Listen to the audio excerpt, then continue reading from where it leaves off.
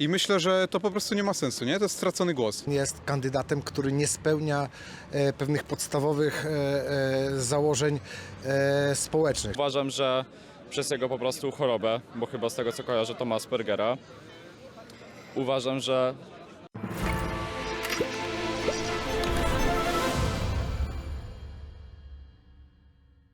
Cześć, jestem Ola i dziś razem ze Stowarzyszeniem Kontrasty pytamy Polaków, na kogo nie będą głosowali w nadchodzących wyborach i dlaczego. Zostańcie z nami.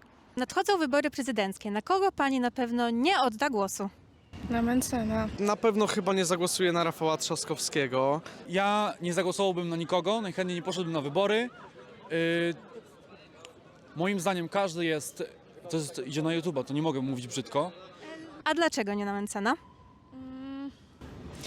Jego poglądy są dość kontrowersyjne. Jako kobieta czuję się taka troszkę stłamszona jego poglądami, więc raczej tutaj nie widzę jakby punktów wspólnych i nie chciałabym, żeby mnie reprezentował jako członka narodu. Myślę, że kwestia monogamii władzy jest w tej sytuacji zła. Podobnie powiedział on chyba w poprzednich wyborach prezydenckich, że monogamia władzy nie jest dobra, a na chwilę obecną też rządzi jego partia, i także koalicjanci. I na pewno na niego nie oddam w tych wyborach prezydenckich głosu. Najmniej zagłosowałbym na panią Biejat, najbardziej na nikogo innego, może na Krzysztofa Stanowskiego, bo robi dobry content. A czymś konkretnym, jakimiś konkretnymi poglądami, tak podrążę? Ogólnie to Konfederacja ma takie bardzo kontrowersyjne poglądy dla mnie, więc ja podziękuję. Kwestia na przykład zmiany zdania w niektórych sprawach. Nie uważam też, że zmiana zdania jest zła, ale zmienianie zdania w wielu przypadkach jest złe. Na przykład w kwestii migracji, przykładowo. Żaden kandydat nie ma dobrych postulatów. Każdy tak naprawdę mówi jedno, robi drugie, albo zmienia poglądy tak średnio co tydzień. Więc nikt nie jest zdecydowany i na nikogo nie chce zagłosować tak naprawdę. Okej, czyli bardziej chodzi o samą narrację sposób jego, jak prowadzi narrację polityczną, tak? Tak, to też jest kwestia taka właśnie, z jakiej on partii jest. Bo uważam, że jak wcześniej wspomniałem, nie powinno być monogamii władzy, a ważne jest, żeby przełamać ten nurt PO-PiS. Nikt nie nadaje się na stanowisko prezydenta. Nie oddamy głosu na Sławomira Mencena.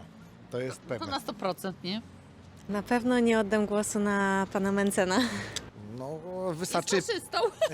piątka Mencena. To jest oczywista sprawa. Dla mnie Sławomir Mencen jest kandydatem, który nie spełnia pewnych podstawowych założeń społecznych. Przede wszystkim ze względu na to, w jaki sposób wypowiada się o kobietach i o sprawach dotyczących kobiet. Mam tutaj na myśli kwestię aborcji. Jest przeciwko kobietom, jest przeciwko uchodźcom, jest przeciwko obcokrajowcom, jest przeciwko Żydom. Kwestia aborcji. A co konkretnie w tej aborcji panią jaki pogląd? No, z tego co wiem, to Sławomir Mencen uważa, że kiedy kobieta zostanie zgwałcona, to jest to jakaś przykrość, która ją spotkała i uważa, że kobieta, która została zgwałcona, nie może dokonać aborcji. To jest człowiek, który zawróci Polskę w kierunku Białorusi. To jest człowiek, który spowoduje że będziemy mieli sytuację podobną, która była przed II wojną światową. Nienawiść w stosunku do obcych narodów, segregacja społeczna i tak dalej, i tak dalej. Na pewno na pana Nawrockiego, na pana Mencena też na pewno nie oddam. Na pewno nie będę głosował na tych no-name'ów typu Maciak, Senyszyn, oczywiście ona zabłysła ostatnio, ale jest ilu? 15 kandydatów, co nie? No to na pewno na tych 10 najmniej popularnych to na pewno w ogóle nie rozważam głosu, nie? A dlaczego? Ponieważ wie pani, ja mieszkałem przez długi okres w Ameryce i ideologia konserwatywna mnie nie interesuje. Mamy teraz tą ideologię konserwatywną tutaj w Polsce zasianą, która jest bardzo podobna do tego, co trochę Donald Trump robi i mi się wydaje, że PiS zdecydowanie w tym kierunku idzie.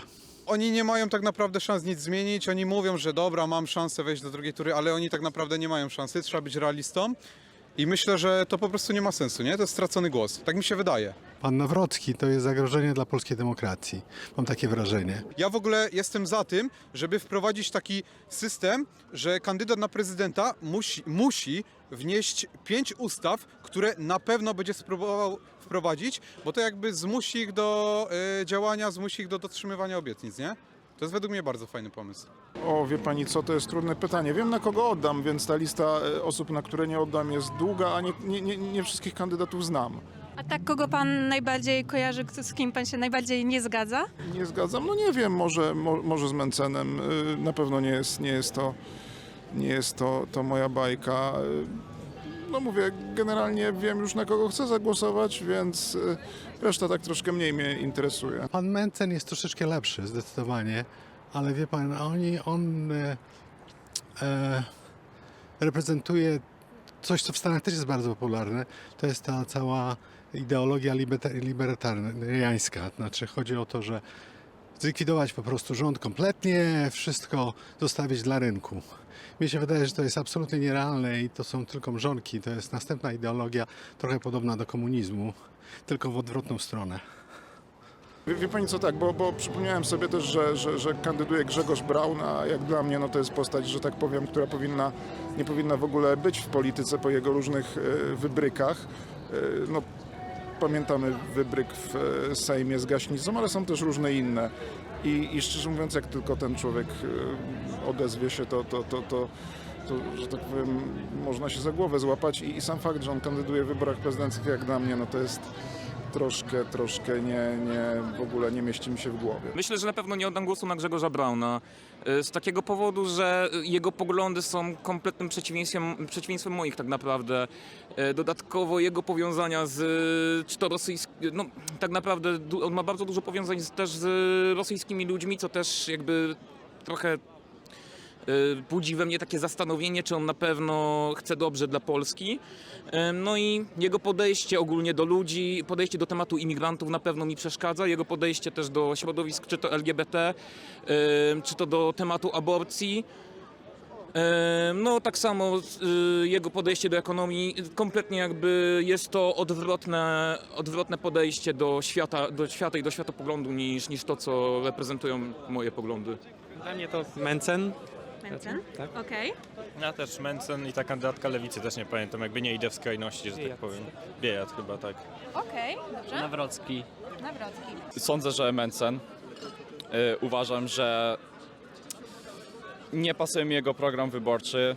Po prostu dużo rzeczy, moim zdaniem, w sumie jak większość kandydatów, bo chyba nie mam ulubionego, jak większość kandydatów po prostu mówi jedną rzecz, po czym mówi następną i jeśli ktoś go skonfrontuje z pierwszą rzeczą, to nagle on mówi drugą rzecz. Właściwie to wygląda tak większość prezydentów, tak się prezentują, więc naprawdę ciężko jest mi powiedzieć, ale uważam, że przez jego po prostu chorobę, bo chyba z tego co kojarzę to ma Aspergera, uważam, że nie nadaje się. Mencen, ponieważ jest takim przedstawicielem tej skrajnej prawicy u nas europejskiej. No i ja jestem przeciwnikiem tego. A czemu nie na Biejat? Też tutaj niekompetencja, moim zdaniem też z kolei lewica też jest z kolei zbyt skrajna, za dużo podatków, za duże zapomogi socjalne, że tak powiem, to też mi się nie do końca podoba. Też widziałem parę wywiadów z nią, już nie pamiętam szczegółów, ale też nie wypadła tam najlepiej, że tak powiem. Czemu nie na Nawrockiego? Też mam takie konserwatywne, prawicowe poglądy. Na przykład to, że niby jest niezależnym kandydatem, co tak naprawdę nie jest. Nie wiem, na przykład zadawanie się z kibolami też takie... Okej. A coś pozytywnego jednak z tego kandydata? Może dużo pompek zrobić. Pana Nawrockiego to niewiele, powiem szczerze, jest sympatyczny. Uśmiecha się bardzo ładnie.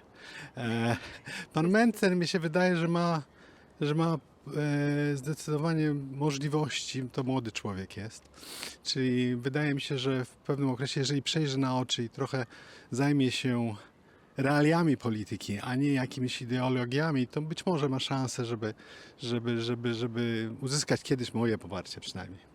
Wydaje mi się, że to jest bardzo utalentowany polityk, tylko że poglądy jego w tej chwili zupełnie mi nie odpowiadają. Szybko biega. Dobrze, i nic poza tym. Tak, nie znam człowieka, więc się nie wypowiem, ale no podziwiam właśnie jego taką szybkość, jeżeli chodzi o bieg, bo to naprawdę byłam pod wrażeniem, jak widziałam nagrania, więc Nie, ponieważ akurat ten kandydat nie potrafi odpowiadać na żadne pytania. Ja chciałbym usłyszeć odpowiedzi na pytania na temat liberalizacji systemu podatkowego. Natomiast ja jestem z wykształcenia politologiem, więc też mam pewną wiedzę teoretyczną na ten temat i niestety, ale nigdy nie usłyszałem jakichkolwiek absolutnie konkretów. No myślę, że na pewno to, że jego poglądy są niezmienne w przeciwieństwie do części innych kandydatów.